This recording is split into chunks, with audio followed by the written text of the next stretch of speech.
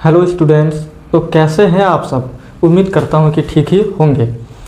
आज हम लोग कक्षा 10 के साइंस के प्रकाश परावर्तन तथा अपवर्तन का अगला टॉपिक पढ़ने वाले हैं। हम लोग पहले क्लास कर चुके हैं।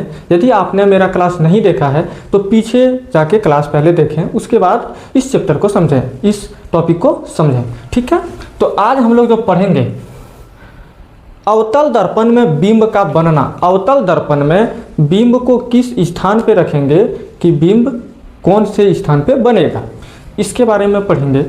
तो मैं आप लोगों से हाथ जोड़ के विनती करता हूँ कि आप वीडियो को पहले पूरा देखें। यदि समझ में ना आए तो कमेंट में जो भी बोलना हो बोल देना। ठीक है, तो क्लास स्टार्ट करते हैं। बिंब अवतल दर्पण के सामने रखेंगे तो प्रतिबिंब कहाँ बनेगा, इसके लिए हम लोगों को कुछ स्पेशल किरण की जरूरत पड़ेगी। बिंब से प्रतिबिंब बनने के लिए दो किरण की आवश्यकता होती है। पहले हम लोग प्रतिबिंब बनने के लिए करना क्या होगा उसको जानते हैं। हम लोगों का चैप्टर का नाम क्या है? प्रकाश परावर्तन तथा अपवर्तन। प्रकाश परावर्तन तथा अपवर्तन।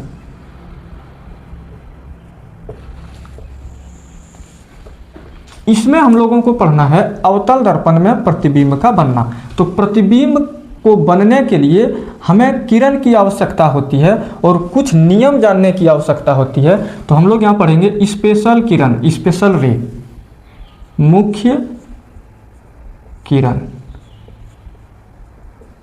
अवतल दर्पण। इस अवतल दर्पण को हम लोग पीछे से क्या करेंगे?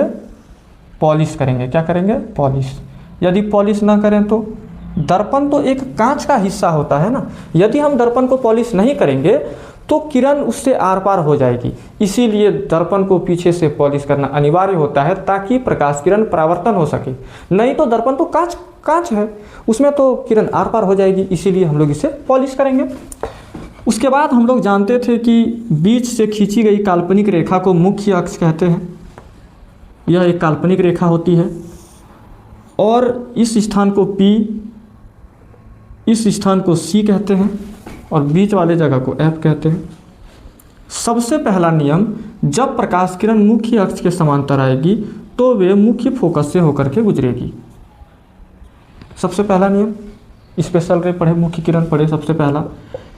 अब बोलेगा कि ऐसे क्यों होता है?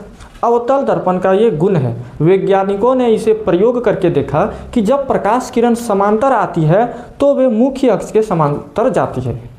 जब मुख्य अक्ष नहीं, मुख्य फोकस के समांतर जाती है। जब प्रकाश किरण मुख्य अक्ष के समांतर आती है तो वे मुख्य फोकस से होकर के गुजरती है। यह प्रैक्टिकल करके वैज्ञानिकों ने देखा। ठीक है, उसके बाद अगला जो प्रयोग किया, यदि प्रकाश किरण मुख्य फोकस से होकर के जाएगी, यदि प्रकाश किरण मुख्य फोकस से होकर के जाएगी। अब प्रकाश किरण मुख्य अक्ष के समांतर आती थी तो मुख्य फोकस से होकर के गुजरती थी। यदि प्रकाश किरण मुख्य फोकस से होकर के जाएगी तो वे मुख्य अक्ष के समांतर जाएगी। अरे इसी का तो ये उल्टा है, मुख्य अक्ष के समांतर जाती थी तो मुख्य फोकस से होकर के गुजरती थी, वही मुख्य फोकस से होकर जाएगी तो मुख्य अक्ष के समांतर होकर गुजरेगी। तो ये हमारा दूसरा नियम। ठीक,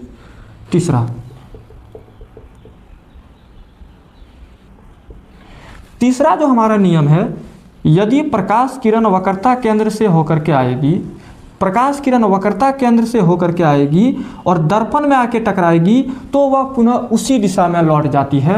ये बात मैं नहीं बोल रहा हूँ, ये प्रैक्टिकल करके देखा गया है कि अवतल दर्पण में जब वक्रता केंद्र से होकर के प्रकाश किरण आती है तो वे उसी दिशा में मुड़ जाती है। अब आप लोग यदि पिछला क्लास ना देखे हो तो आपका प्रश्न होगा कि वक्रता केंद्र कैसे जानेंगे कि इसी जगह होगा। तो जब इस गोलीय दर्पण, इस अवतल दर्पण को इस प्रकार से गोल रूप देंगे तो उसके बीच वाले स्थान को वक्रता केंद्र बोलेंगे और एक अनुमान लगा के हम लोग वक्रता केंद्र को इस स्थान पे प्रदर्शित करेंगे। और वक्रता केंद्र और ध्रुव के बीच के स्थान को मुख्य फोकस कहते हैं। क्या कहते हैं? मुख्य फोकस। तो F को ध्रुव और वक्रता केंद्र के बीच डिनोट करेंगे। यह तीसरा नियम था। चौथा नियम, एक और नियम है, जब प्रकाश किरण प्रकाश किरण जितना डिग्री कोण बना के परावर्तक पृष्ठ पे टकराएगा उतना ही कोण बना के ये परावर्तित भी होगा। आपतन कोण जितना डिग्री कोण बना के परावर्तक पृष्ठ पे टकराएगा उतना ही कोण बना के परावर्तित भी होगा। ठीक है, तो ये 4 मुख्य किरण को हम लोग पढ़े और इन्हीं से हम किसी भी बिंब का प्रतिबिंब बना सकते हैं। ठीक है, आप लोग इसे पहले नोट कर लें। अब अगला हम लोग जानेंगे कि किरण प्रतिबिंब किस प्रकार बनता है। प्रतिबिंब बनने के लिए हम लोगों ने 4 किरण पढ़े। क्या सूर्य प्रकाश से 4 ही किरण आते हैं? नहीं, प्रकाश किरण से बहुत सारे किरण आती हैं, लेकिन हम लोग को चित्र बनाने के लिए 3-4 किरण की आवश्यकता होती है, जिसे हम लोगों ने देख चुका है। अब देखो अगला जो पॉइंट होगा,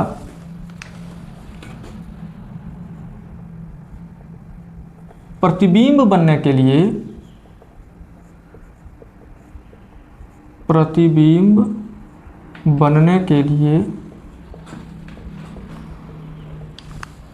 2 किरण की आवश्यकता होती है। कितने किरण की? 2 किरण की आवश्यकता होती है। हम लोगों ने 4 किरण के बारे में पढ़ा, जिनमें से प्रतिबिंब बनने के लिए कितने किरण की आवश्यकता होती है? 2 किरण की आवश्यकता होती है। अब अवतल दर्पण में किस प्रकार से क्वेश्चंस आते हैं?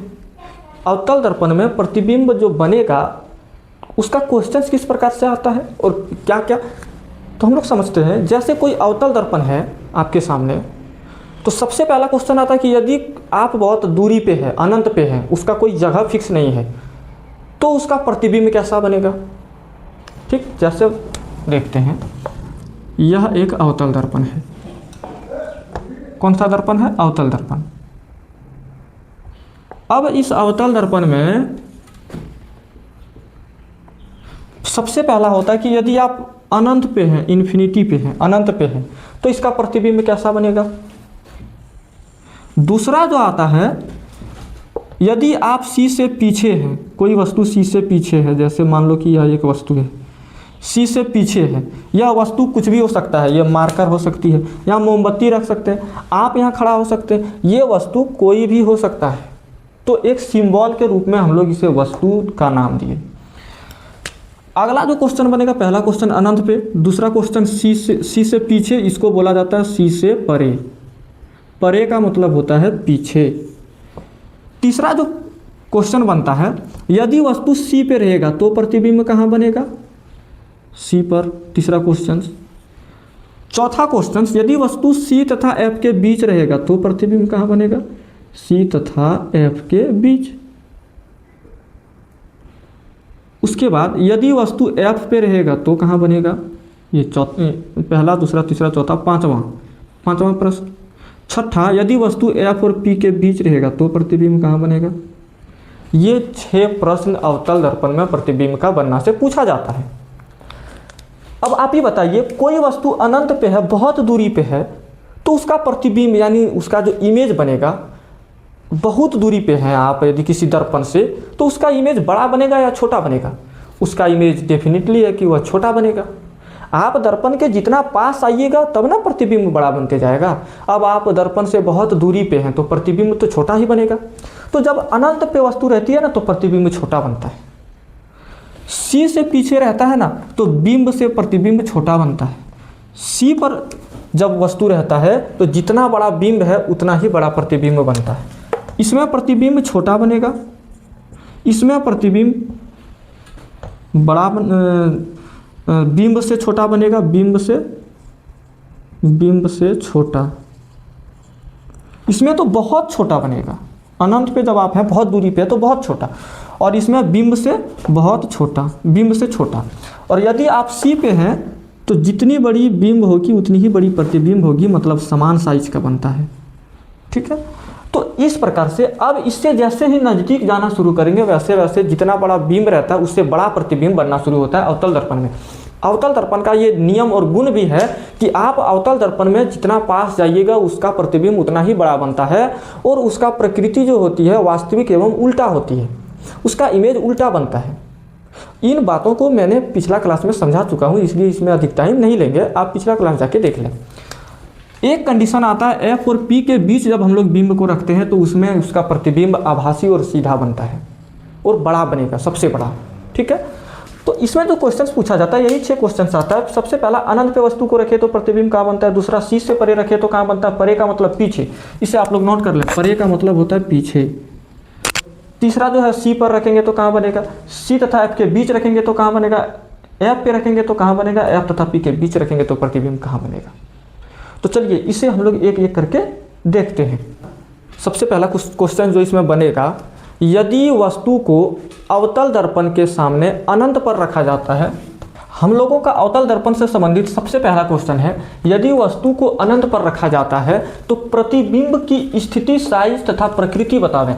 स्थिति का मतलब होता है कि प्रतिबिंब किस स्थान पे बनेगा, स्थिति का मतलब प्रतिबिंब किस स्थान पे बनेगा। साइज का मतलब जब वस्तु अनंत पे रहता है, तो जैसे मैं किसी अवतल दर्पण के सामने अनंत पे हूँ, अनंत का कोई फिक्स जगह नहीं ना है, कहीं पे भी हूँ, ठीक है, तो मेरा साइज उसमें कैसा बनेगा, बहुत छोटा बनेगा, बहुत दूरी पे रहूंगा तो बहुत छोटा बनेगा। तो साइज का मतलब वही हुआ।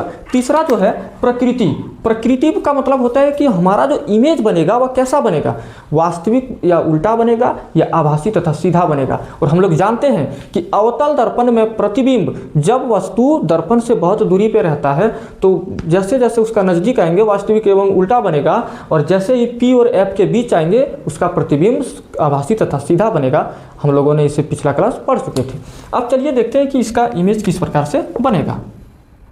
सबसे पहले हम लोग अवतल दर्पण बनाएंगे और अवतल दर्पण को पीछे से पॉलिश करेंगे। यदि इसका नाम रखना चाहते हैं तो ऊपर एम और नीचे एन रख सकते हैं। आप लोगों को डायरेक्ट इस प्रकार से कॉपी में नहीं खींचना है, सब कुछ आप लोगों को नाप के लेना है। सबसे पहले आप एक स्केल ले लें, एक चांद ले लें और चांद से अवतल दर्पण का इमेज बनाएं। और हम लोग जानते हैं कि वक्रता, मुख्य फोकस वक्रता त्रिज्या की आधी होती है। तो जैसे कोई स्केल है तो स्केल से 2 सेंटीमीटर पे पी से एफ की दूरी लें और एफ से सी की दूरी 2 सेंटीमीटर स्केल से नाप के ले लें। मैं आप लोगों को कॉपी में भी इस इमेज को बना के बताऊँगा, अभी आप लोग समझें, ठीक है। तो सबसे पहले क्या करना है, स्केल से इसे नाप के लेना है, P से F 2 सेंटीमीटर, F से C 2 सेंटीमीटर, ठीक। अब क्या करना है, बोला क्या कि वस्तु अनंत पे है। अनंत का मतलब अनंत का कोई फिक्स जगह नहीं है, इन्फिनिटी अनंत। मान लेते हैं कि वस्तु यहाँ पे है, अपने मन से मान लेना है कि वस्तु इस जगह पे है। अनंत का मतलब उसका कोई फिक्स जगह नहीं है, तो मान लिए कि वस्तु इस जगह पे है।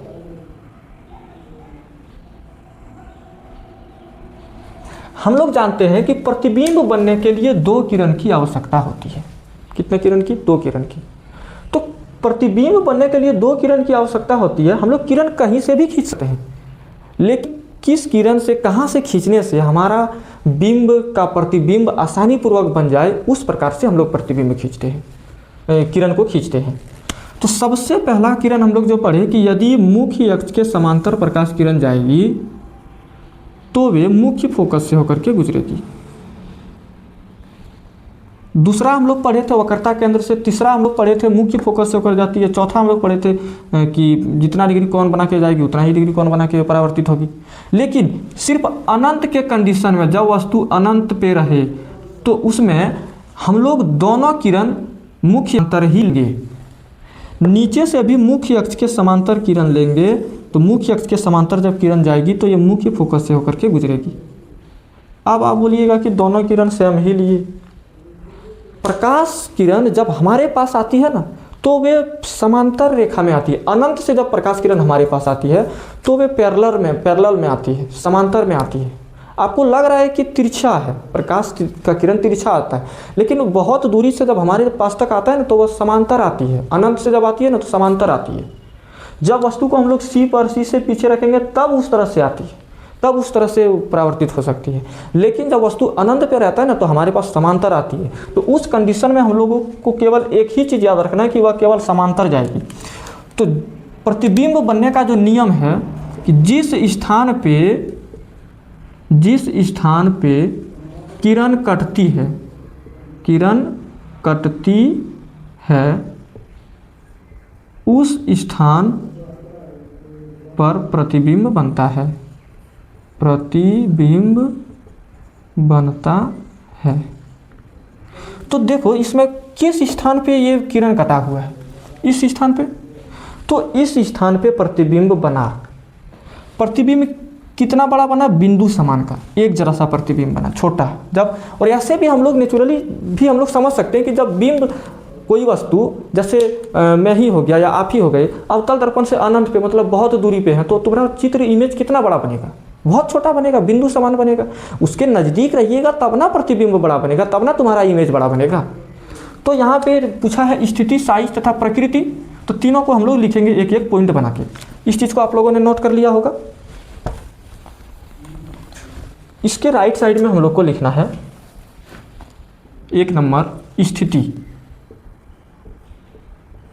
स्थिति का मतलब होता है प्रतिबिंब किस जगह बना, इस पॉइंट पे, तो इस पॉइंट का नाम क्या है, एफ, तो स्थिति लिखना है एफ पर। दूसरा साइज, प्रतिबिंब का जो साइज बना वह कितना सा बना, बिंदु समान, तो यहां लिखेंगे बिंदु समान, या फिर लिख सकते हैं बहुत छोटा, अत्यधिक छोटा। तीसरा प्रकृति पूछा है, तो तीसरा लिखेंगे प्रकृति। प्रकृति का मतलब होता है क्या हम इसे पर्दे पर प्राप्त कर सकते हैं, हाँ पर्दे पर प्राप्त कर सकते हैं। इसका मतलब पर्दे पर जिसे हम लोग प्राप्त करते हैं उसको बोलते हैं वास्तविक एवं उल्टा। वास्तविक जो बनेगा वह हमेशा उल्टा बनेगा, ठीक है, जिसे हम लोग पर्दे पे प्राप्त करते हैं वह हमेशा उल्टा बनता है। तो यहाँ प्रकृति लिखेंगे वास्तविक एवं उल्टा।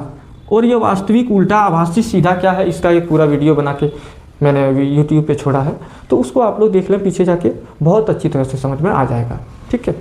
तो हर एक चीज़ को बार बार समझाना थोड़ा मुश्किल होता है, एक ही बात बोलना। ये हो गया आपका आंसर 1 नंबर क्वेश्चन का। आप लोग इसे नोट कर लें, चांद से ये इमेज बनाएं और स्केल से सारा लाइन को खींचें, ठीक है।